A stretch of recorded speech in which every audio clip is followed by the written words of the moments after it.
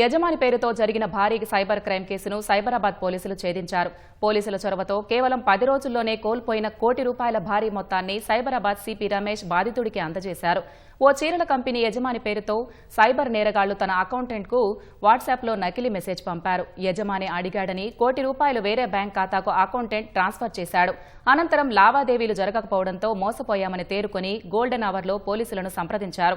పోలీసుల చొరవతో కేవలం 10 రోజుల్లోనే దర్యాప్తు చేసి నిందితుడిని చాకచక్యంగా పట్టుకున్నారు. యూపీలోని లక్నోకు చెందిన దీపక్ కుమార్ అనే నిందితుడిని పోలీసులు అరెస్ట్ చేశారు. వాట్సాప్ డీపీలు పేర్లు చూసి డబ్బులు ట్రాన్స్ఫర్ చేయవద్దని సిపి రమేష్ సూచించారు. వాట్సాప్ లేదా ఇతర యాప్స్ ద్వారా వచ్చే ఏపీకే ఫైల్స్ ను ఇన్స్టాల్ చేయవద్దని అన్నారు.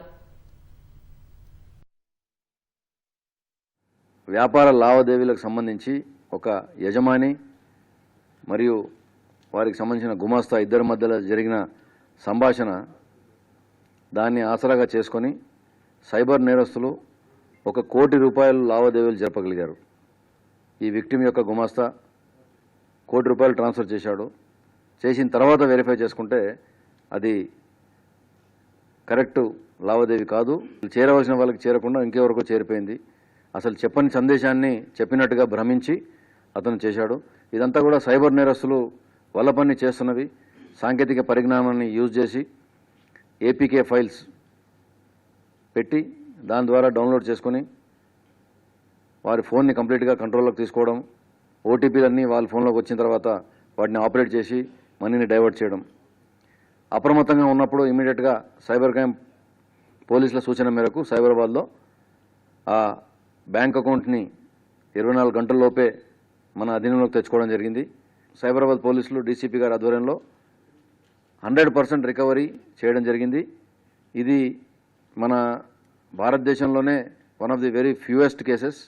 మాది ఒక సారీ కంపెనీ ఉంది. దాంట్లో నుంచి మా అకౌంటెంట్కు మా ఎండి గారు మెసేజ్ పంపించినట్టు ఒక మెసేజ్ వచ్చి అర్జెంటుగా ట్రాన్స్ఫర్ చేయమని చెప్పి అకౌంట్ నెంబర్ పంపించారు. మా అకౌంటెంట్ కొంచెం కన్ఫ్యూజ్ అయిపోయి ఆ డబ్బులు పంపించారు.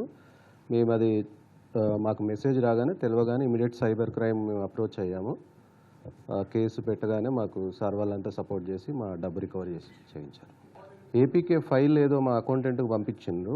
తెలియక తను అది క్లిక్ చేశాడు. క్లిక్ చేయగానే తన ఫోను వాళ్ళ కంట్రోల్లోకి వెళ్ళిపోయింది.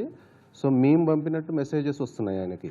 యాక్చువల్లీ మాకేం సంబంధం అంటే మా కనెక్షన్ లేదు, కానీ తనకి మాత్రం మేము పంపిస్తున్నట్టు వచ్చినాయి మెసేజెస్.